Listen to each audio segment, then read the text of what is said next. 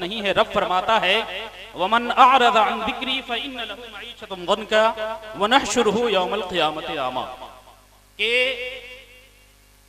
جس نے میرے ذکر سے اعراض کیا تو میں اس کی زندگی تنگ کر دوں گا اور قیامت کے دن نابینا اٹھاؤں گا. یہ کون کہہ رہا ہے معلوم ہے؟ یہ رب کہہ رہا ہے.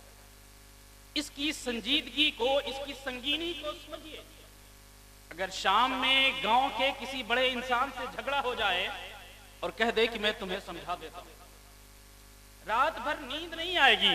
گنڈے موالیوں سے بھی اس کے راہ و رسم ہیں، M L A M P بھی اس کو جانتے ہیں، پولیس والوں میں بھی اس کی پکڑ ہے، پتہ نہیں کب کیا کرا دے. چھوٹے چھوٹے لوگ جس کے ہاتھ میں ہوں، جس کے ساتھ ہوں، اس کی دھمکی پر دنیا ڈر جاتی ہے. ارے خدائے وحدہ لا شریک جس کے قبضے قدرت میں ایک ایک چیز ہے، وہ کہتا ہے میرے ذکر سے منہ موڑا ہے، زندگی تنگ ہو جائے گی میرے ذکر سے منہ موڑا تو. اور صرف یہی نہیں، میدان محشر میں نابینا اٹھاؤں گا.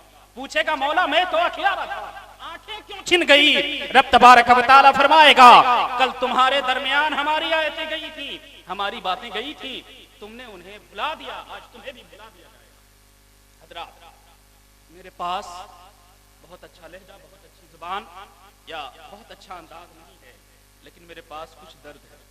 ہم نے اپنے بزرگوں سے سیکھا کہ یہ اسٹیج اپنے فن کے مظاہرے کی جگہ نہیں ہے. میں یہ نہیں جانتا کہ آپ کیا چاہتے ہیں، لیکن یہ جانتا ہوں کہ آپ کی ضرورت کیا ہے. آپ کی خواہش پوری کرنا ہمارے منصب کے لیے، آپ کی ضرورت پوری کرنا یہ ہمارا منصب سکھاتا ہے. آپ کی ضرورت کیا ہے یہ ہم جانتے ہیں. آج رفیق ملت، حضور رفیق ملت کے عرس میں آئے ہیں ہم، اور حضور مفتی اعظم ہند کے واسطے سے سرکار کو سے پاک کی بارگاہ میں حاضری دے رہے ہیں، اور مصطفیٰ جان رحمت صلی اللہ تعالی علیہ وسلم تک پورا سلسلہ ہم پر فیضان و کرم کی بارش ہے.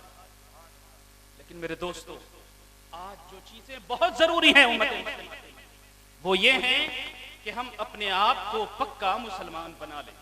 رب نے کہا جس نے میرے ذکر سے منہ موڑا میں اس کی زندگی تنگ کر دوں گا. میں نے اس کی زندگی تنگ کر دی. رب نے کہا ذکر کیا؟ جس نے میرے ذکر سے منہ موڑا میں اس کی زندگی تنگ کر دوں گا. یہ ذکر کیا ہے؟ ذکر کے بہت سارے معنی ہو سکتے ہیں. آپ جو نماز کے بعد سبحان اللہ، الحمدللہ، اللہ اکبر پڑھتے ہیں، یہ بھی ایک ذکر ہے. آپ ہم جو یہ بیٹھ کر رہے ہیں، یہ بھی ایک ذکر ہے. جو آیات ہیں وہ بھی ذکر ہیں، جو احادیث ہیں وہ بھی خدا کا ذکر ہیں. لیکن علماء نے فرمایا کہ تفسیر کی سب سے اچھی جو قسم ہے وہ تفسیر القرآن ہے، کہ قرآن کی تفسیر قرآن سے کرو. تو اگر ذکر کو دیکھیں قرآن میں تو دوسری جگہ ذکر آیا نحن نزلنا الذکر وإنا لہ لحافظون، کہ قرآن ہم نے نازل کیا، ہم ہی اس کی حفاظت کرنے والے ہیں. مطلب یہ کہ ذکر کا معنی قرآن ہے. اگر ذکر کا معنی قرآن کرو تو معنی ہوگا جس نے میرے قرآن سے منہ موڑا اس کی زندگی قرآن سے منہ موڑا. اب ذرا سوچو، قرآن کو ہم نے منہ دکھایا ہے یا پیٹ دکھایا؟ آپ تو کہیں گے کہ ہم تو کبھی قرآن کو پیچھے رکھ کر نہیں. آپ تو کہتے ہیں نا قرآن پڑھنے میں جب ہم بیٹھتے ہیں تو ایسا نہ ہو کہ قرآن کا پیچھا پڑ جائے. یقیناً یہ ایک اچھی بات ہے، لیکن قرآن کا حق صرف یہ نہیں. ہم نے قرآن کو کس لیے رکھا؟ کسی کو بھوت لگ گیا تو آؤ اسے پڑھ کے دم کر دو، بھوت بھاگ گیا. مرنے والا مر نہیں رہا، تکلیف میں مبتلا ہے، قرآن پڑھ دو، اس کی مصیبتیں آسان ہو جائیں گی.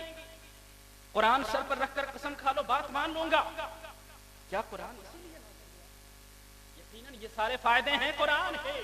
لیکن واللہ اگر پوچھو مجھ سے کہ قرآن کے آنے کا مقصد کیا ہے تو قرآن خود کہتا ہے بھوت بھگا لو مجھ سے ٹھیک ہے، قسم کھلا لو مجھ سے رکھ کے ٹھیک ہے، ہمارے ذریعے کسی کے لیے ایصال ثواب کر لو ٹھیک ہے، لیکن جو میرا مین مقصد ہے، جو سب سے اہم مقصد ہے وہ یہ ہے کہ میں آیا ہوں ہدی للناس، لوگوں کی ہدایت.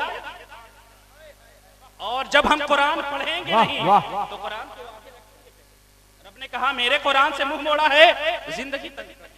میں پوچھنا چاہتا ہوں آپ جانتے ہیں کہ قرآن کیا ہے؟ کیا ہمیں پتہ ہے قرآن کیا ہے؟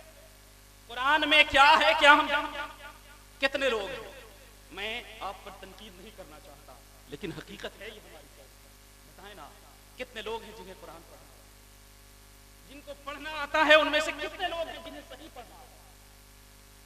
صحیح پڑھنا جانتے ہیں اس میں سے کتنے لوگ ہیں جو یہ جانتے ہیں کہ قرآن کہہ کیا رہا ہے؟ مجھے نہیں لگتا کہ آج ہماری آبادی میں 1% بھی ایسے لوگ ہیں جو قرآن سمجھتے ہیں، نہیں ہیں۔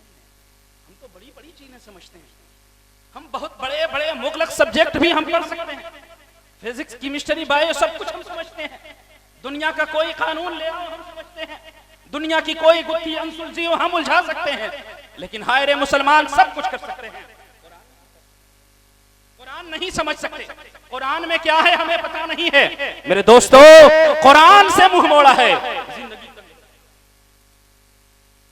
قرآن پڑھیں، قرآن سیکھیں، قرآن مکمل شریعت، مکمل نظام قانون ہے۔ جب ہم قرآن پڑھیں گے تو کیسے مسلمان بنیں گے؟ جب ہم قرآن سیکھیں گے نہیں تو کیسے مسلمان بنیں گے؟ آج ہم میں سے کتنے لوگ ہیں جو شریعت، آج ہمارے سامنے بہت سارے لوگ بیٹھے ہیں، بہت سارے نمازی ہوں گے، بہت سارے لوگ عشاء کی نماز پڑھ کے آئے ہوں گے، بہت سارے لوگ فجر کی نماز جا کر بھی پڑھیں گے، اور بہت سارے لوگ وہ ہوں گے جو عشاء کی نماز کے وقت مسجد کے باہر کھڑے ہوں گے لیکن نماز پڑھنے کی توفیق نہیں ہوئی ہوگی۔ کچھ لوگ ایسے بھی ہوں گے جو فجر کی نماز کے وقت جاگتے رہیں گے لیکن فجر کی نماز نہیں پڑھ سکتے۔ سیکھا قرآن سے۔ کتنے لوگ ہیں یہاں پر جنہوں نے شریعت کے مطابق وضو کرنے کا طریقہ ہی کسی آدمی کو سکھایا؟ حضور رفیق العلماء کی بارگاہ میں آئے ہیں، حضور رفیق العلماء حضور مفتی اعظم ہند کے خلیفہ ہیں، اور آپ کو معلوم ہے مفتی اعظم ہند کی سب سے بڑی پہچان کیا ہے؟ آپ تو صوفی بھی ہیں، آپ تو ولی کامل بھی ہیں، آپ تو پیر بھی ہیں، لیکن پوری دنیا جس وصف سے آپ کو سب سے زیادہ جانتی ہے وہ مفتی اعظم کا۔ مطلب کیا ہوا؟ حضور رفیق ملت جس کے خلیفہ ہیں ان کی بارگاہ میں جو سب سے بڑی عزت ہے وہ یہی ہے کہ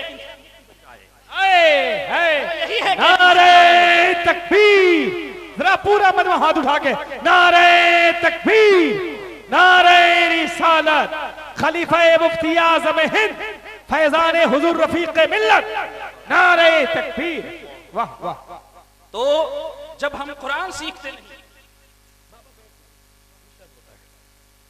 جب ہم قرآن پڑھتے نہیں، کتنے لوگ جنہوں نے شریعت کے مطابق وضو کرنے کا طریقہ سیکھا، آج آپ مسجد میں کھڑے ہو جائیں وضو کرنے کے بعد، بہت سارے لوگ ہیں جن کا وضو ہی صحیح نہیں ہوتا، وہ نماز کیا پڑھیں گے؟ رب نے کہا تھا نا، رب نے فرمایا نا کہ ان الصلاۃ تنہی عن الفحشاء والمنکر، کہ نماز بے حیائی اور بری باتوں سے روکتی ہے۔ نماز پڑھتا بھی انسان شروع بھی کرتا ہے، مسجد میں بیٹھ کر بھی امام کی برائی دیکھنے لگ جاتا ہے، امام کی غیبت کرنے لگ جاتا ہے، باہر نکلتا ہے چوک پر جا کر پڑوسی کی غیبت کرتا ہے، اس کی برائیاں نکالتا ہے، نماز پڑھ کے اس لیے کہ نماز تو پڑھا لیکن نماز ہوئی نہیں، ہم نے وضو کرنے کا طریقہ سیکھا ہی نہیں۔ ہماری زندگی میں دین کی کتنی اہمیت ہے۔ آج ہم آپ سے بہت قریب ہو کر بات کرنا چاہتے ہیں، ہم بہت دور دور کی باتیں نہیں کرتے، ہم سادے ہیں، آپ کے قریب ہو کر بات کرنا چاہتے ہیں۔ اپنے گھروں میں آپ بہت سارے احباب بہت بڑی بڑی کوٹھیاں انہوں نے بنائی ہیں، اور ان کوٹھیوں میں ان کے پاس بہترین باتھ روم بھی ہوگا، بہترین بیڈ روم بھی ہوگا، ماسٹر بیڈ روم بھی ہوگا، گیسٹ روم بھی ہوگا، اور اچھے گھرانوں میں زنان خانے الگ ہوتے ہیں، مردانہ خانہ الگ ہوتا ہے، سب کچھ ہوتا ہے۔ آپ میں سے کوئی ایک انسان اگر ایسا ہو تو وہ بتا دے کہ ہاں میرے گھر میں یہ چیز ہے جو میں پوچھنے والا ہوں، تو میں آپ کے ہاتھ دوں۔ کیا کسی نے بھی اپنے گھر میں کوئی ایسی جگہ بنائی ہے جہاں پر وہ سنت کے مطابق بیٹھ کر وضو کر سکے؟ اگر کوئی ہے تو بتا دیں، پورے مجمع کو میں دعوت دیتا ہوں، یا اگر آپ کسی شخص کو جانتے ہو تو آپ اس کا نام لے۔ نہیں ہے، کسی کے گھر میں نہیں ہے۔ اچھا کوئی انسان ایسا ہو جو گھر بناتے وقت ایک کمرہ اس طرح سے ڈیزائن کیا ہو کہ اس میں نماز پڑھوں گا، اس میں عبادات کروں گا، اگر کمرہ خالی رہ جاتا ہے تو اس میں مصلی بچھا دیتا ہے۔ اللہ کے رسول نے فرمایا اپنے گھروں کو قبرستان نہ بناؤ۔ مطلب کیا؟ کہ اپنے گھروں میں نماز روزے کرتے رہو، قرآن کی تلاوت کرتے رہو۔ آج اگر گھر میں کوئی ایک نمازی ہے بھی تو گھر کا ماحول ایسا نہیں ہے کہ وہ گھر میں نماز پڑھے۔ ایک بوڑھے بابا اگر نماز پڑھنے جاتے بھی ہیں تو گھر میں ایسی جگہ نہیں ہے کہ وہ گھر میں سنت بھی پڑھ سکیں۔ ہماری زندگی میں دین کی یہ اہمیت ہے، ہم نے دین کو سیکھا نہیں۔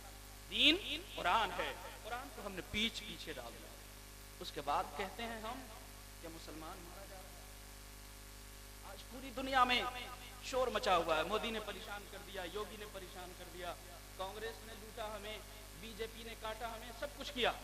एक बात बताऊं, ईमानदारी के साथ सुनिएगा, अगर आपको मौका मिले, कोई मुल्क, हिंदुस्तान में बात नहीं करता, अगर आपको मौका मिले कि कोई मुल्क आपके हाथ में सौंप देते हैं, तो क्या आपका दिल नहीं करेगा कि हम यहाँ पर इस्लामी कानून नाफिज कर दें और इस मुल्क को इस्लामी मुल्क बना दें?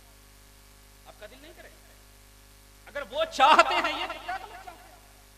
कमी आपकी है, कमी हमारी है, हम अपना काम न कर सकते, अपनी कमी का बोझ दूसरों पर न डालो। आज तुम मुसलमान बन जाओ, वल्लाह गुलामी लिख दूंगा, अगर कोई दुनिया में आपको कोई नहीं हो सकता, नहीं हो सकता। लेकिन शर्त यह है कि हम मुसलमान बन जाएं। रब तबारक व तआला ने कहा है, मेरे जिक्र से मुंह मोड़ा है, जिंदगी तंग, ये जिंदगी इस दुनिया में भी तंग हो जाएगी और फिर आखिरत की जिंदगी भी तंग। आज हमारी जिंदगी में हमने दीन सीखा क्या? नहीं सीखा। लेकिन दीन सीखने की अहमियत दीन में है क्या? ये कभी सोचा है आपने? आप अपने बच्चों के लिए पूरा प्लान बनाते हैं, आप अपने बच्चों के लिए, बच्चा पैदा हुआ बल्कि उससे पहले ही बहुत सारे लोग प्लान बनाते हैं कि हमारा बच्चा पैदा होगा, शादी होगी, बच्चा होगा, हम बच्चे को डॉक्टर बनाएंगे, इंजीनियर बनाएंगे, प्रोफेसर, लेक्चरर, पता नहीं क्या क्या कुछ सारे ख्वाब होते हैं, सपने होते हैं। लेकिन जो नबी हमारी इस कदर फिक्र करता है, रात रात भर जाग कर हमारे लिए बात, पैदा होते ही उम्मती उम्मती कहता है। और एक रिवायत के मुताबिक अगर कहूं तो जब नबी अकरम सल्लल्लाहु अलैहि वसल्लम को मरकदे अनवर में रखा गया, उतारने वाले ने कान लगाकर सुना तो देखा मुस्तफा जान रहमत के होंठ हिल रहे हैं, आवाज आ रही है उम्मती उम्मती। वो नबी जो लहद से महद तक, महद से लहद तक आपकी फिक्र करता है, क्या उसने आपके बच्चों के लिए कोई दस्तूर? अरे वो इस्लाम जिसने ये तक बताया कि जब बैतुल खला में जाओ तो धोने के लिए कौन कौन सी उंगली इस्तेमाल करो, ये भी बताया इस्लाम ने। ये भी बताया कि जूता पहनना है तो पहले कौन सा पहनना है, बैठकर पहनना है या खड़े होकर पहनना है। वो इस्लाम क्या आपके बच्चों के लिए कोई प्लान लेकर नहीं आया? कोई प्लान नहीं। ये तो सब जानते हैं ना कि बच्चे ज्यादा से ज्यादा पैदा करने चाहिए, ये तो सबको मालूम है। लेकिन क्या ये मालूम है कि बच्चों को सिर्फ बनाना कैसे है? क्या सिर्फ यही है कि ज्यादा से ज्यादा बच्चे पैदा करके सड़कों पर छोड़ दो? अगर यही है, आबादी ही बढ़ाना है, तो क्या जानवर कम से दुनिया में आबादी बढ़ाने को? अगर हम भी वही करें जो जानवर करते हैं, तो हमें और उनमें फर्क क्या हो जाता है? इंसान और जानवर में फर्क इसी चीज का है। जानवर बच्चे पैदा करते हैं लेकिन उसके बाद उनको उसकी फिक्र दूध पिलाने और परवरिश करने से ज्यादा कुछ नहीं होती। लेकिन इंसान वो होता है जो अपने बच्चे पैदा भी करता है और पूरी जिंदगी के लिए उनका निजाम भी सेट करता है और उसके मुताबिक उनकी परवरिश भी करता है। आका कायनात सल्लल्लाहु अलैहि वसल्लम ने एक दस्तूर दिया। वक्त बहुत कम है, मैं अपनी इस बात को मुकम्मल करना चाहूंगा। अगर 2-4 मिनट का ज्यादती हो जाए तो मैं मादरत चाहूंगा। आका कायनात सल्लल्लाहु अलैहि वसल्लम ने फरमाया, तुम्हारे बच्चों को, तुम्हारे लिए फरमाया, अपने बच्चों को क्या बनोगे, खुद क्या बनोगे? कहा आलिम बन जाओ। क्या फरमाया? उगदु आलिमन औ मुतअल्लिमन औ मुस्तमियन औ मुहिब्बन ला तकुनिल खामिस। फरमाया कि आलिम बन जाओ, अपने बच्चों को आलिम बनाओ। अब ये बड़ा मसला है, बच्चों को आलिम बनाएंगे कमाएंगे, बच्चों को आलिम बना दे तो खाएंगे कहां? बच्चों को मौलवी बना दे तो जिंदगी कैसे गुजरेगी?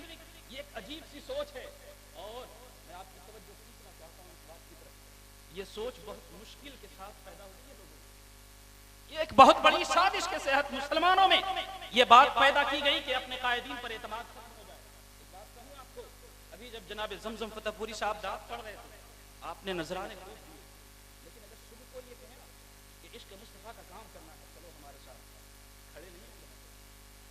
इसलिए कि हम मुस्तफा जान रहमत के नात की वजह से आपसे प्यार तो करते हैं, लेकिन आप पर एतमाद ये हक है कि आज हमारी अपनी ही सोच पर एतमाद नहीं करती। और यही वजह है कि आज ये सोच पैदा हो गई कि अगर बच्चा मौलवी बन गया तो क्या करेगा।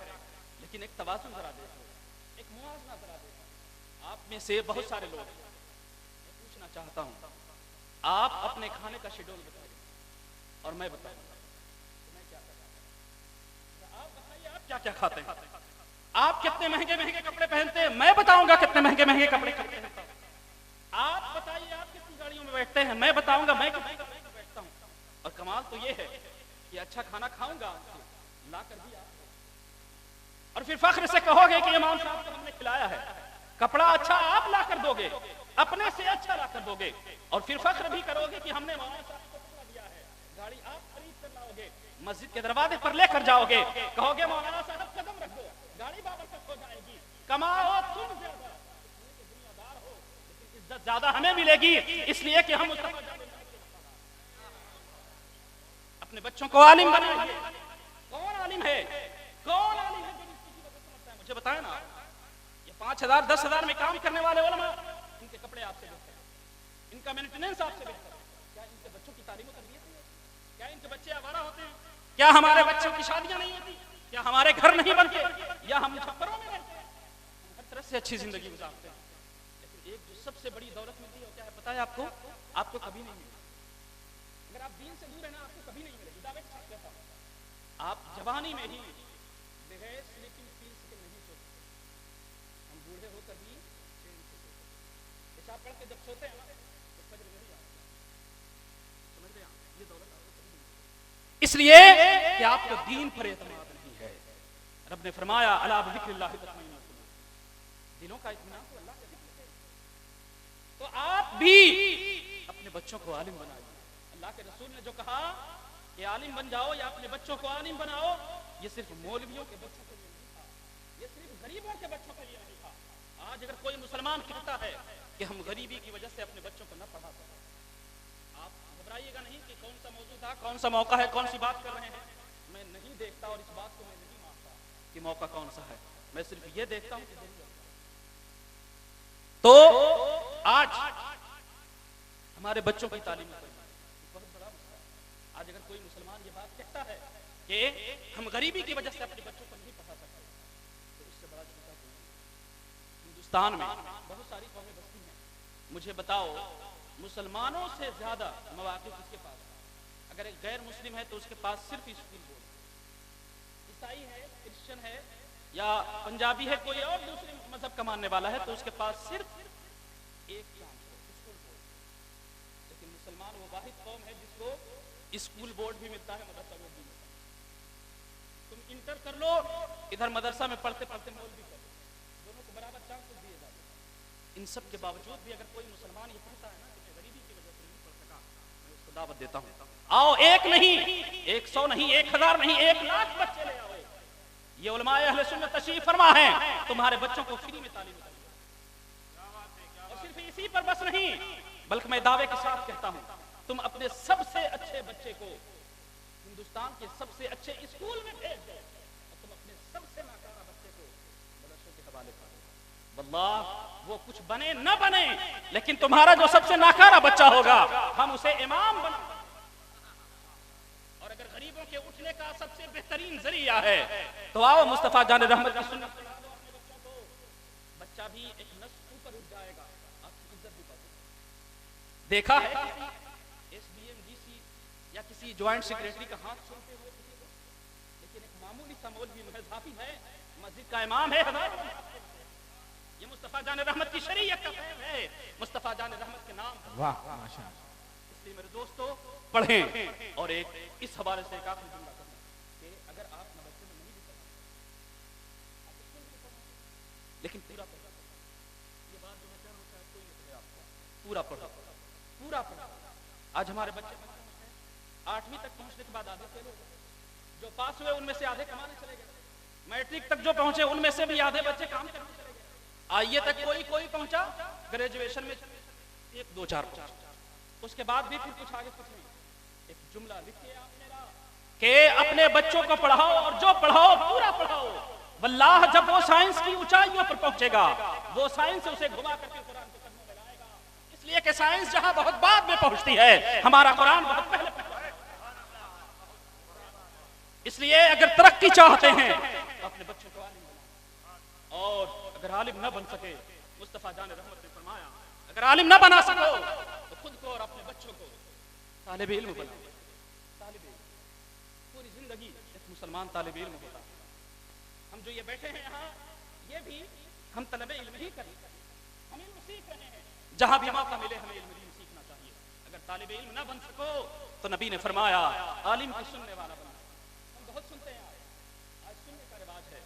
کوئی کام کر رہا ہے کان میں ہم سن رہے ہیں, بیٹھے ہیں کان میں ایئر فون لگا ہوا ہے, سن رہے ہیں. دو چار لوگ بیٹھے ہوتے تھے پہلے تو ادھر ادھر کی باتیں ہوتی تھی, اب ہر انسان موبائل میں بزی ہے, کچھ سن رہا ہے. لیکن نبی نے فرمایا تھا سننے والے بننا. لیکن کیا سننا؟ علماء کی سننا. اس لیے کہ یہ علماء اپنی نہیں کہتے, وہی کہتے ہیں جو مصطفیٰ جان رحمت نے کہا. اور جب مصطفیٰ جان رحمت کا کہا ہوا سنو گے تو سننے کا تو ثواب ملے گا ہی, عمل کی نیت کر لو تو اسی وقت ثواب ملے گا. اور ایک بات کہہ دیتا ہوں آپ کو, آج جو ہمارے ذہنوں میں یہ علماء کی قدر و منزلت گھٹ گئی, کم ہو گئی. میں مانتا ہوں بہت سارا قصور ہمارا بھی ہے, لیکن ایک بات جان لیجیے, جو سچے علماء ہیں اگر آپ ان سے عالم ہونے کی وجہ سے نفرت کرتے ہیں, مفتیان کرام سے فتویٰ پوچھ لینا کہ ایمان رکھتا ہے.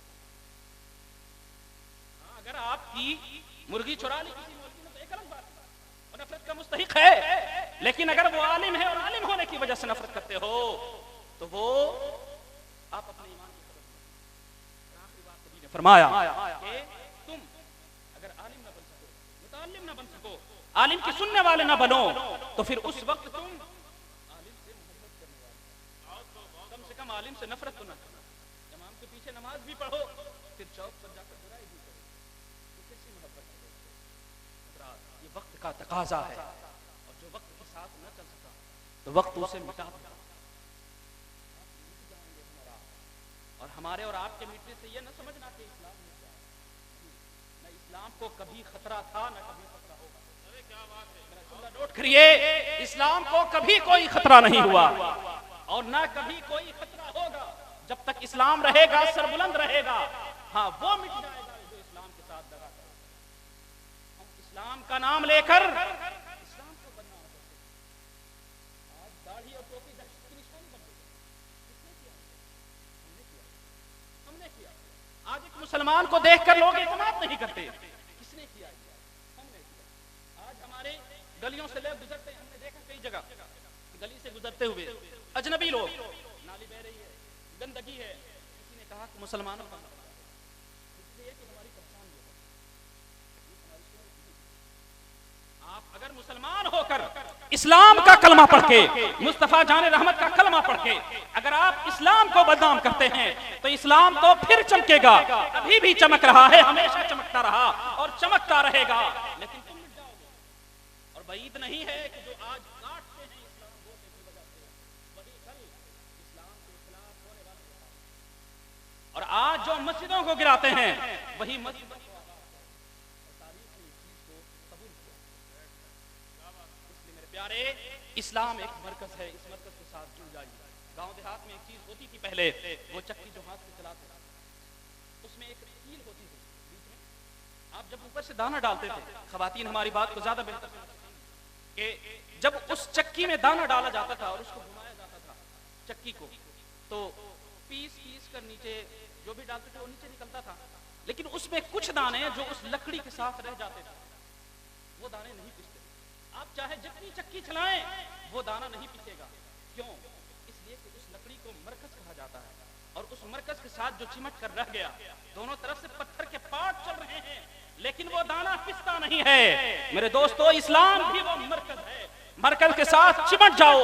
پوری دنیا ایک ساتھ ہو کر آپ کو پیسنے کی کوشش کرے گی, لیکن واللہ آپ کا بار اور اگر تم بہت مضبوط ہو اپنے آپ میں, بہت قابل ہو اپنے آپ میں, لیکن اگر آپ نے مرکز کو چھوڑا ہے, واللہ اس طرح پیس دیے جاؤ گے, پہچانے نہیں جاؤ گے کہ تم کیا. اس لیے اپنی بقا چاہتے ہیں, کسی اور چیز کے لیے نہیں. اگر صرف اپنی بقا چاہتے ہیں تو اس قوم کی بقا کی ضمانت صرف ایک ہے, وہ ہے مذہب اسلام.